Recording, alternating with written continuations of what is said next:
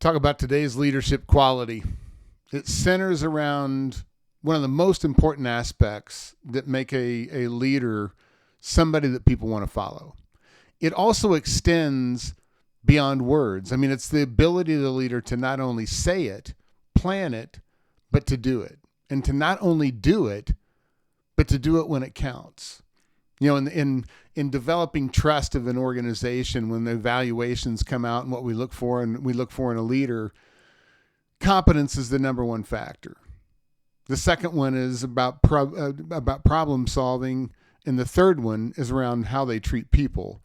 But if you take a look at competence right now, it's probably one of the most highly scrutinized. How we treat people, yes, it's probably the depending upon situational leadership and how we change our communication and what we do about leadership, it's probably one of the most obvious. But the one thing that stands out amongst the most is, what is the competence of a leader? What is the competence? It's really setting the standard. They establish it, they keep it high, they raise the bar.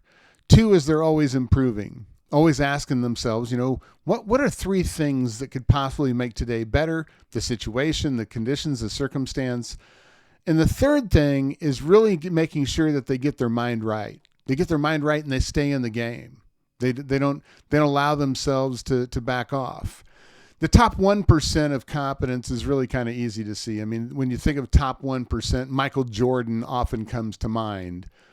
But you don't have to be Michael Jordan in order to be one of the top performers in the industry that you happen to be in, or a leader throughout the world, is you do have to be competent. So what does it mean to that? What does that mean? It means, one, that you show up, and you show up every day no matter what, AKA you're dependable. Secondly is, like I said, you improve a little every day. The compounding effect of daily growth is to keep growing. If you ask... if a person asks this question, they know how they will have to, if they know how, they'll always have a job. But if they ask why, that person who knows why people do what they do, they'll always be the boss. The next thing is follow through. You keep your commitments. When you say you're going to do something, you do it. You accomplish more than what's expected. You go the extra mile. And you always look for ways to pull out the best in people so that they're empowered.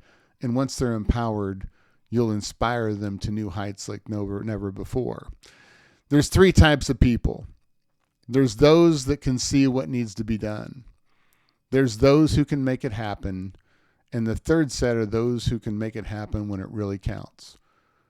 Evaluate your lid. Where are you in the competence factor today? How are you leading? What does it look like?